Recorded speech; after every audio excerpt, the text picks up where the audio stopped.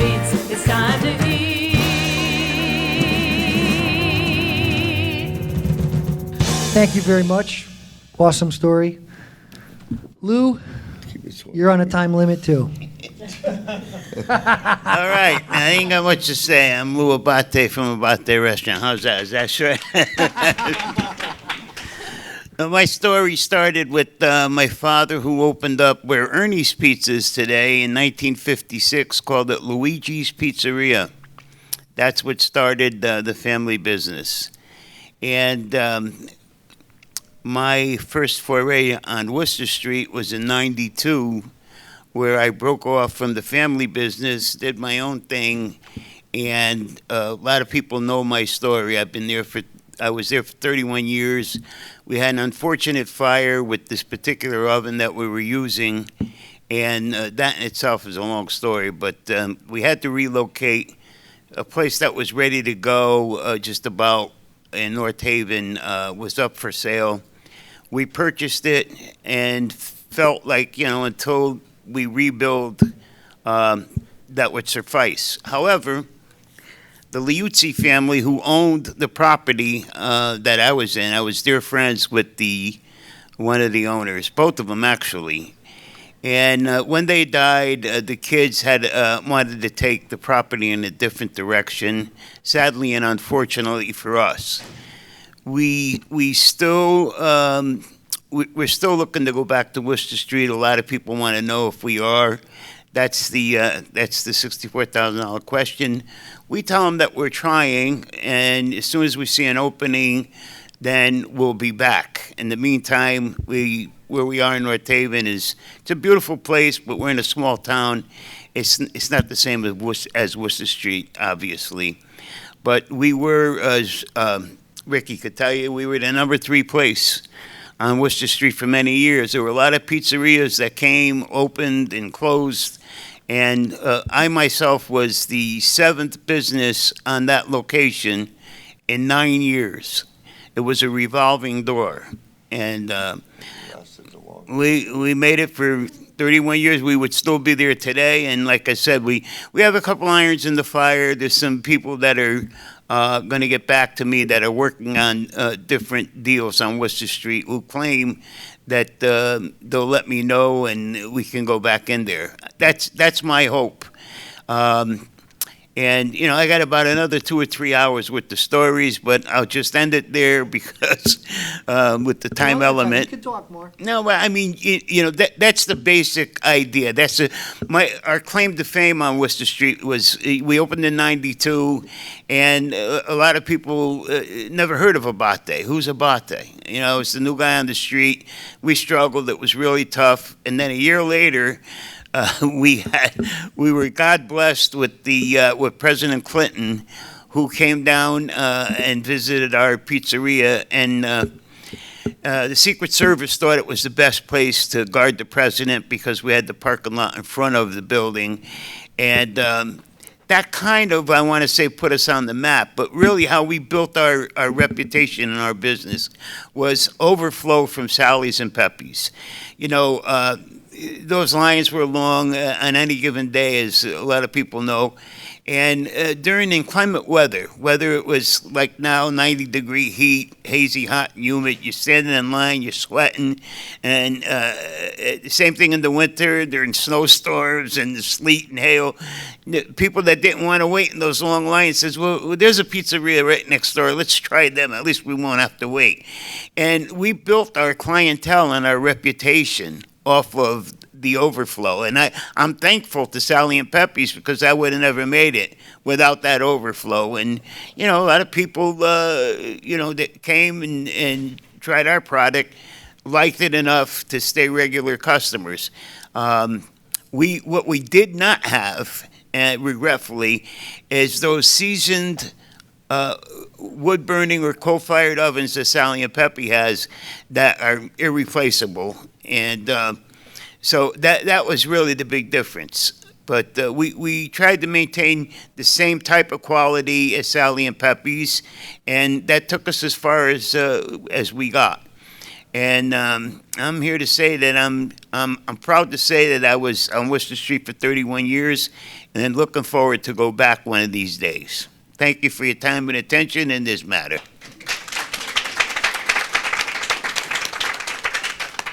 Lou, thank you very much. Appreciate it. So now we're going to go over here to my buddy, Pat, from Ernie's. Hello, everyone. Thank you for coming. I've been part of Ernie's since day one. My dad came over from Italy, from Amalfi. Wasn't expected to make pizza here. Just came to visit his uncle, which was Mike Bonacore, who owned a pizzeria at that time on Savin Rock in West Haven. He came and he would hang around the restaurant and spend some time there. And on a good note, he met what to be my mom, and ended up staying and decided to help his uncle, and that was his first job here. And he continued to work there until Mike actually sold his restaurant, and he moved on from there. But his Uncle Mike taught him a lot of things, and then he moved on to a couple other restaurants. And the last one he worked at, which was a good friend of his, was also from Italy. He owned Sorrento's in Hamden. It was John Giansanti. He thought my father deserved a chance to open his own restaurant because he was getting ready to sell his. And another friend of his, Leo Choca, he was a good friend and believed in him and helped him find the location and rent the equipment and get everything in place for him to open. To this day, I'm grateful for that, for them, for those friends of his, because I've been there since I was 10 years old. It's been my only job. Excuse me. It means a lot to me to still be there. I'm the only pizza man there. Unfortunately, my father's had such high standards for me that I can never find somebody to be me. So I haven't let go of the reins yet, but I am enjoying where I am and what I'm doing to this day. And I'm going to be 65 this year, and I thought I'd be retired by now, but I don't know how to retire. The customers and, my wife, my family, my staff, I have a really nice core of people around me and friends and retirees that come back to help me, and it's a wonderful experience. I mean, to be part of everyone here is wonderful. I never thought I'd see the day. And my dad, I think, would be proud of where I am right now. I could say more, I'm just losing it. No, keep going, keep going. I mean, it's very gratifying to be part of what's going on in Haven right now. I can't get over the attention, and I just hope everyone in this room can keep up the standards of what's going on in Haven. I think it's really important. Going forward, it's going to be fun to see. I hope I could be part of it. I hope I could find someone to, pass it along or whatever. But the legacy, like you were saying, Jennifer, it means everything. I have a hard time contemplating what to do, and it's congratulations. I mean, it's wonderful what you do, and Oh my God. I just feel that people don't appreciate enough what we do, and I think some do, but I think a lot of people, it's just pizza. It's not. It's not. It's blood, it's sweat, it's sacrifice, compromise, everything, so I appreciate everyone coming. Thank you. I love you.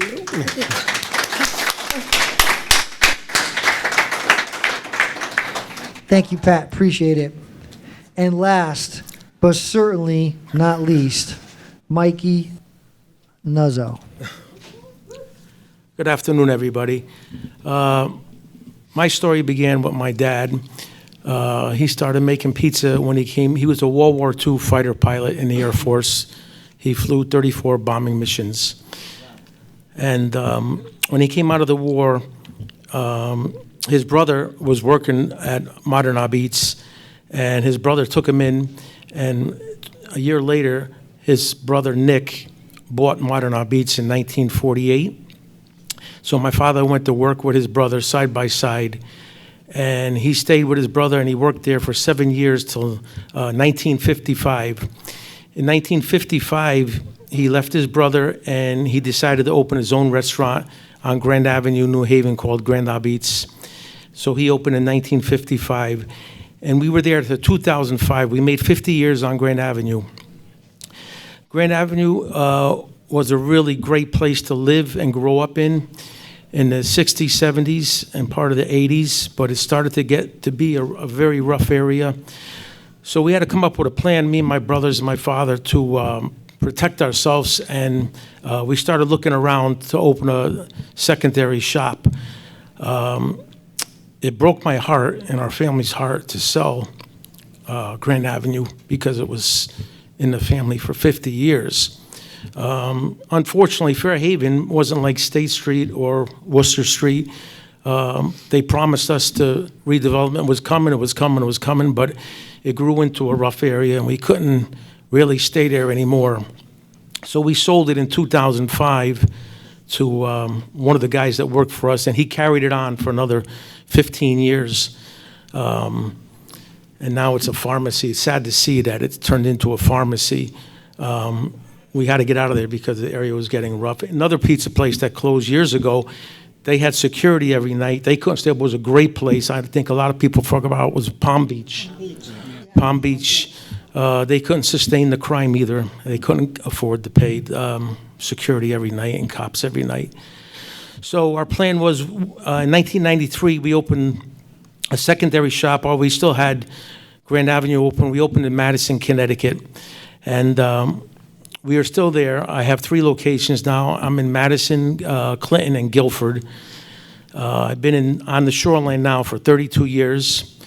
Third generation, my 2 boys and my daughter are running it for me, and my sister runs Guilford for me. Like all these people up here, it's an honor to be here, and it's a lot of blood, sweat, and tears into this business. People don't realize that, my wife's here. Growing up on weekends where we had to work, where she had to take the kids to parties and we couldn't go because we were working day and night. It's a wonderful business. It's a pleasure. I'm just an honor to be up here with everybody. That's about it.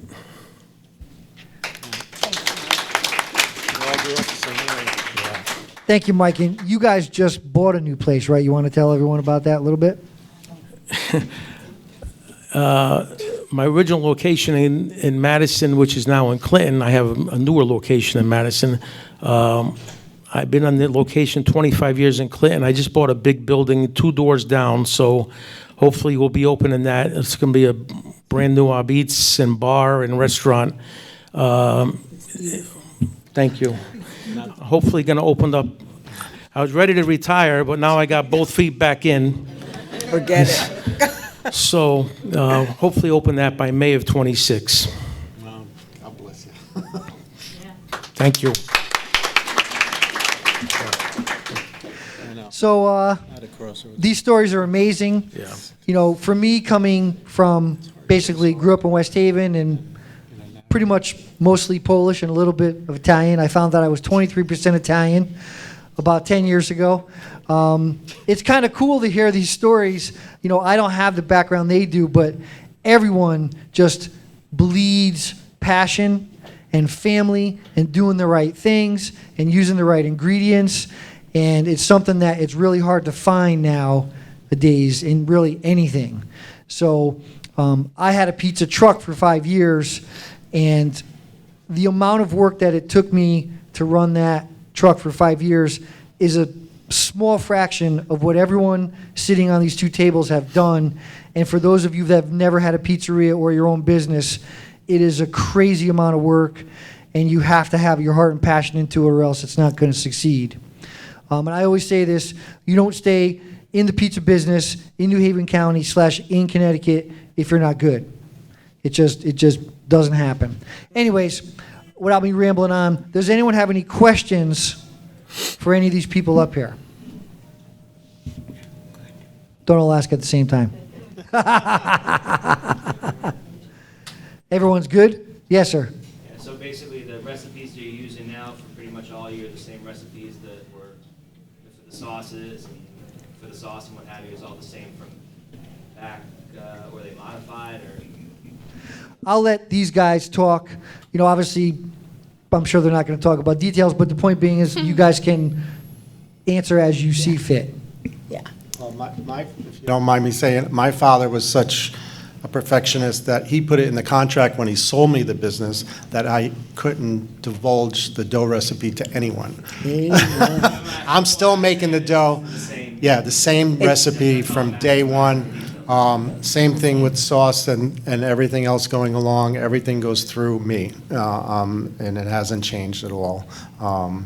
And the product line, you know, we use the best products we could get, and we don't deviate from a product line just because of price. We'll always use the same product as long as it's the best product at that time. And that's the best you could do. I mean, what you have. I mean, you can't say, oh, you have to use this brand, because those brands do change, but the quality is what is the bottom line. Pepe's uses the original. There's no change.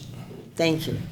Same here, same way Sal did it since 1938. It's written in our training that we don't always do things the easy way, but we do it the way that Sal did it, and we will always do it that way. Same thing for Grand Abate. Let me just intercede here for 1 second on what she said.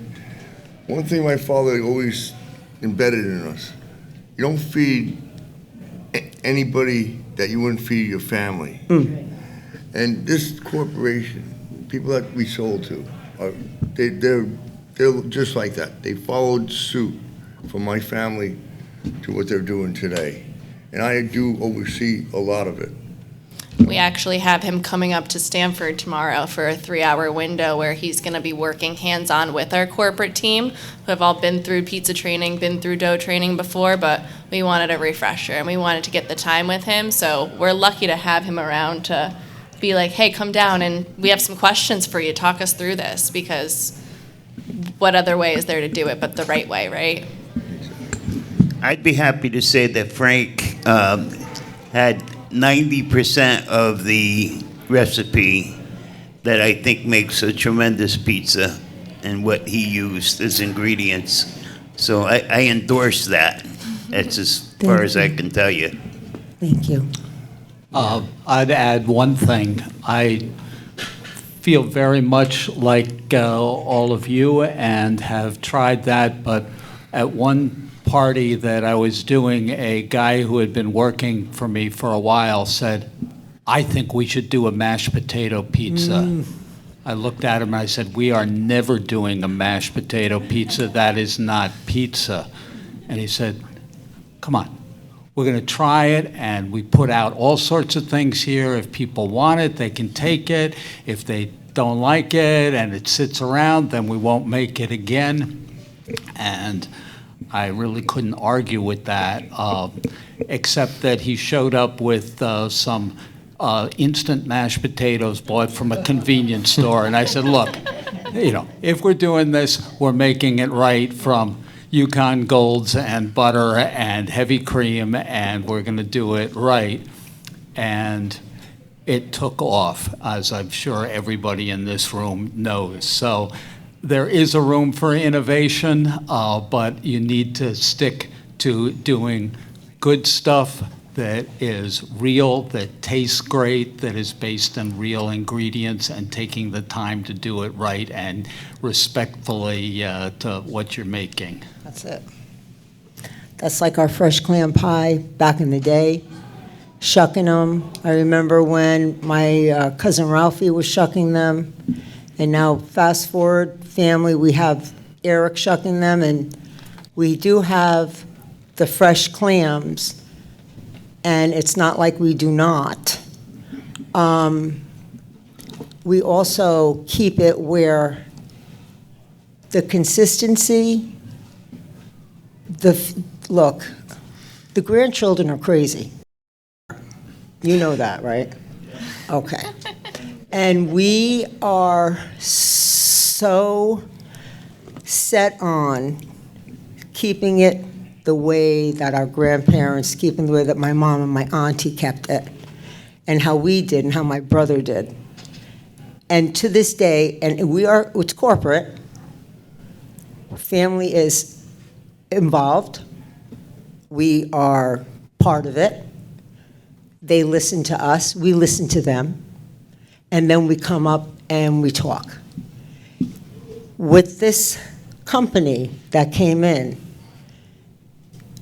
my grandfather and my mom, my grandpa and my Nornie handpicked them because all they wanted was what we had, and they wanted to take it on. Sure, little things, things go in and out, little things happen, but it always gets critiqued. To this day, we would not be who we are if we didn't have them too. And I thank them, and they know who they are. And it's all, like it said, blood, sweat, and tears, and a lot of crying, a lot of missing vacations, a lot of not having vacations. What's a vacation? I don't know what a vacation was growing up. Did you? No. No, we didn't know. Our vacation was going to Jimmy's Savin Rock and getting hot dogs on a Tuesday night, and French fries and chocolate milk. Okay. Hi. This generation owner of Jimmy's. Oh, Yeah. let me tell you something. Delicious. You're welcome. Thank you guys for the answers. Does anyone else have any questions? Before we didn't have any questions. All right, so that's it. I think we're done.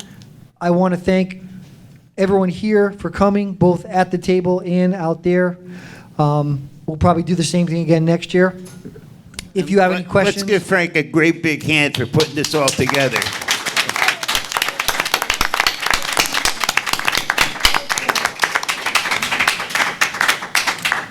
I'd like to take all the credit, but Connoisseur Media is also part of this, PLR, Star 99, Yay. all those good jobs. So without those guys, I wouldn't be here. I'll tell you that right now.